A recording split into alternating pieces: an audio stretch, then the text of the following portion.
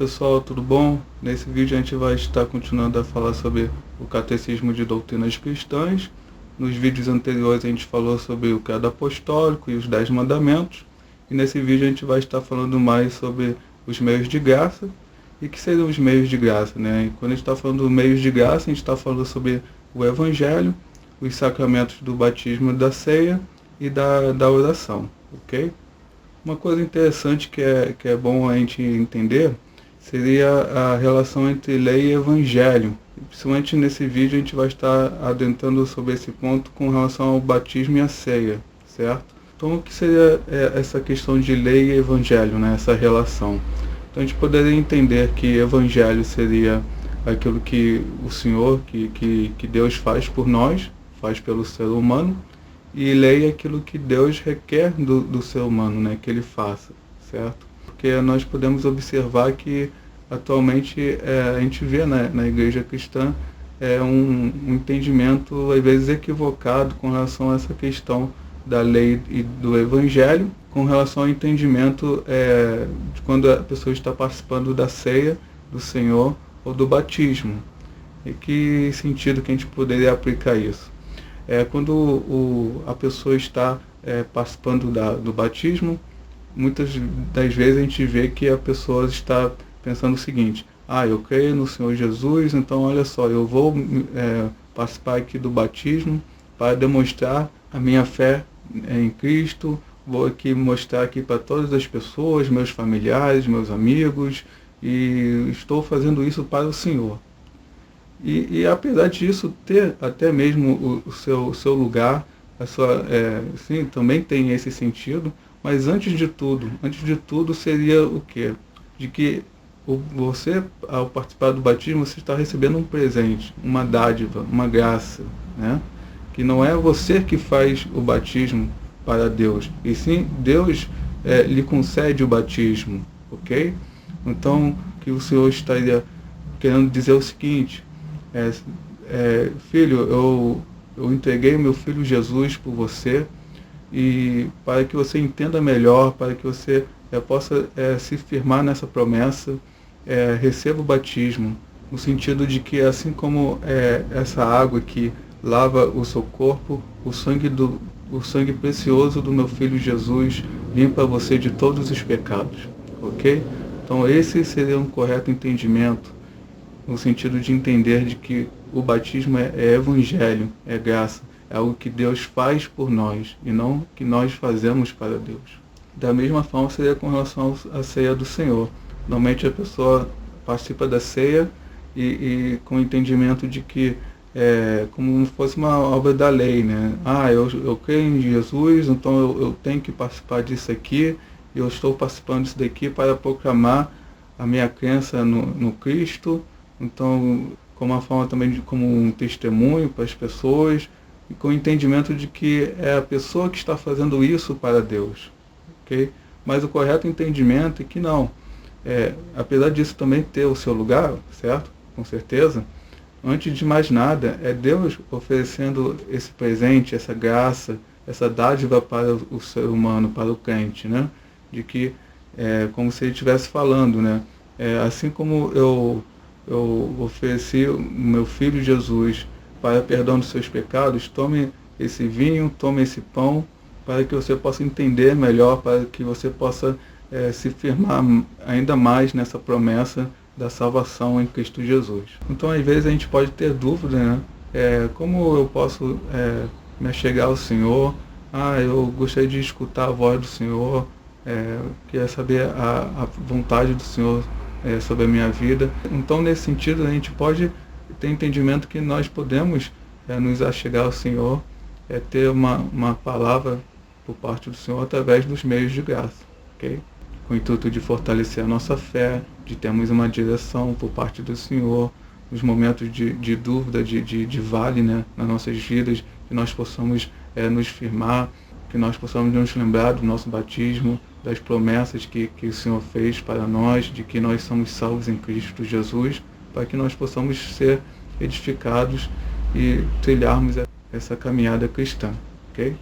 Bem, e adentrando ainda mais agora com relação ao batismo e à ceia, né? a gente vê que no decorrer da história cristã, com relação ao batismo, existem algumas controvérsias, né, no meio cristão, como por exemplo a quantidade de água que se deve ministrar e também quais pessoas poderiam participar do batismo, né? Então, com relação à quantidade de água, né, apesar de alguns acreditarem que isso poderia realizar por imersão, né, a tradição reformada entende que ela pode ser ministrada por aspersão, efusão ou imersão, ok? E com relação a quem poderia participar desse sacramento, né, do batismo, então seria os crentes, né, em Cristo Jesus, aqueles que escutam o Evangelho e abraçam o Evangelho, creem no Evangelho, né, e também as suas crianças, seus filhos, né. Há uma relação que nós entendemos que seria o batismo com a circuncisão, assim como a ceia do Senhor com a Páscoa do Antigo Testamento, ok? A tradição reformada, digamos assim, stricto sensu, acredita que os filhos dos crentes deveriam ser batizados por conta de alguns fatores. Por exemplo, a gente não vê no Novo Testamento dizendo para que agora, no batismo, as crianças não devam participar do sinal da aliança, assim como acontecia no Antigo Testamento. Então, nesse sentido, quem deveria provar pela Escritura de que as crianças não deveriam mais participar do sinal da aliança deveriam ser as pessoas que acreditam que somente aqueles que podem professar a fé deveriam ser batizados, certo? Existe também uma passagem ali no começo do livro de Atos, né, em que Pedro fala sobre essa questão do batismo, e a gente pode ver ali uma mesma linguagem pactual, aliancista, que remete e nos lembra aquilo que era ensinado no Antigo Testamento também. Vamos ver essa passagem aqui melhor. Então aqui na Escritura a gente pode ver no capítulo de número 2 de Atos, Pedro dizendo: arrependam-se e cada um de vocês seja batizado em nome de Jesus Cristo para a remissão dos seus pecados, e vocês receberão o dom do Espírito Santo, porque a promessa é para vocês e para os seus filhos, e para todos os que ainda estão longe, isto é, para todos aqueles que o Senhor nosso Deus chamar.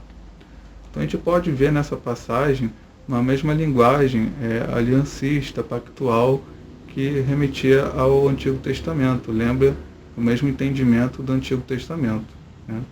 E também com relação a algumas passagens no Novo Testamento, que a gente vê que casas inteiras eram batizadas, e nesse sentido a gente entende que ali no meio daquelas famílias, daquelas casas, poderiam ter crianças também, que no caso seriam batizados junto com aqueles que estavam crendo. Então, por conta dessas questões, a tradição reformada entende que os filhos dos crentes também devam ser batizados. E também agora com relação à ceia do Senhor, né, no meio evangélico também ocorreram controvérsias, né? Apesar, por exemplo, os evangélicos concordarem e discordar da interpretação da Igreja Romana, né, da transubstanciação, né, que os elementos do pão e do vinho irão se transformar no corpo e no sangue de Cristo, a gente observa que na tradição evangélica protestante também houve essa diferença de entendimento, né? Então, normalmente a gente se lembra do episódio que ocorreu em 1529, né, em Marburg, em que os reformadores do grupo luterano e o grupo liderado por Zwinglio, né, eles se encontraram, tentaram de alguma forma ter ali um entendimento, né, encontrar um lugar em comum para que eles possam de alguma forma caminharem mais próximos, né,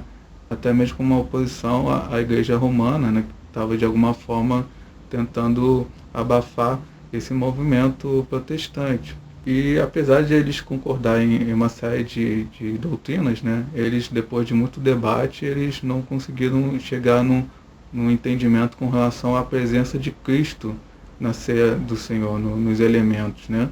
A luterana acreditava que Cristo estava sob os elementos, e Zwingli acreditava que os elementos do pão e do vinho se tratavam de um símbolo, né? Então a gente pode ver na tradição evangélica três interpretações, né? Por exemplo, os luteranos acreditam na união sacramental, que seria que Jesus está sob o pão e o vinho, e a tradição reformada normalmente acredita que Jesus está presente sim no momento da ceia, mas de forma espiritual, entendendo que Cristo é Deus e homem, né?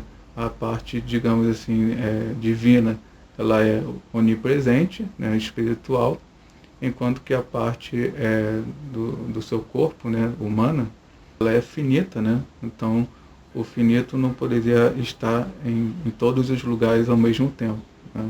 E teria também a interpretação de que talvez seja a maioria hoje dos evangélicos, de que a ceia do Senhor seria somente um memorial. Okay? Bem, com relação à ceia do Senhor, né, a gente pode entender que é um presente, uma graça, né, que o cristão recebe. Você, quando participa da ceia do Senhor, você tem a sua fé fortalecida e é abençoado, né? Também tem aquela parte da ceia que fala sobre participar da ceia de forma indigna, né? Então a gente poderia entender que quem participaria da ceia de forma indigna seria os descrentes, né? Aqueles que não creem, em Cristo, né? E aqueles também que não discernem o corpo de Cristo. Em que sentido isso lá no texto bíblico estava falando? Estava dizendo que existiam alguns cristãos, eles participavam da ceia de forma assim, com bastante recursos, enquanto que outros, seus membros ali da comunidade, estavam passando fome, né? E eles também estavam até se embriagando. E nesse sentido, a gente vê que eles receberam até juízo da parte do Senhor, né? Diz ali na parte bíblica, né, que alguns, por conta disso, dormiam, né? Uma linguagem figurada que seria morrer, né? Então, nesse sentido, é muito importante a gente aprender sobre a doutrina da ceia do Senhor, né? Porque a gente pode ver que quando a gente participa da ceia do Senhor, a gente não sai da mesma forma de como nós estávamos antes. Ou a gente é abençoado, né, agraciado pelo Senhor, ou nós recebemos juízo. Por isso que é importante a gente ter um correto entendimento sobre essa doutrina. Ok? Bem, então agora vamos adentrar novamente no breve catecismo de Westminster, para a gente poder expor, né, a doutrina dos meios de graça, que aqui no catecismo ele vai ensinar o termo como meios exteriores, ok? E também a gente vai estar adentrando aqui mais sobre a doutrina do batismo e da ceia, certo? A doutrina da oração a gente vai deixar para a última parte do catecismo, ok? Então, continuando aqui as perguntas do catecismo, né? Diz assim: o que Deus exige de nós para que possamos escapar de sua ira e maldição em que incorremos pelo pecado?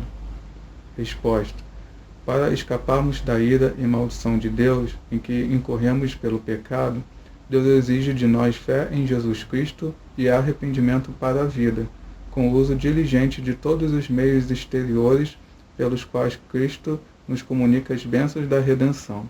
O que é fé em Jesus Cristo? Fé em Jesus Cristo é uma graça salvadora, pelo qual o recebemos e confiamos só nele para a salvação, como ele nos é oferecido no Evangelho. O que é arrependimento para a vida?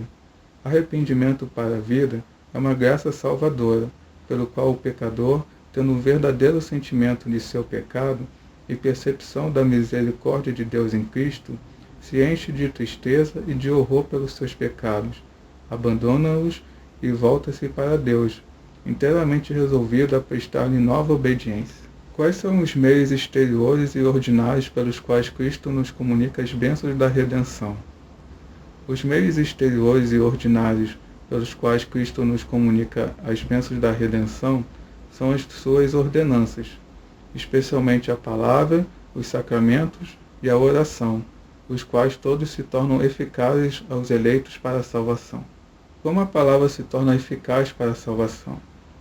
O Espírito de Deus torna a leitura, especialmente a pregação da palavra, meios eficazes para convencer e converter os pecadores, para os edificar em santidade e conforto, por meio da fé para a salvação.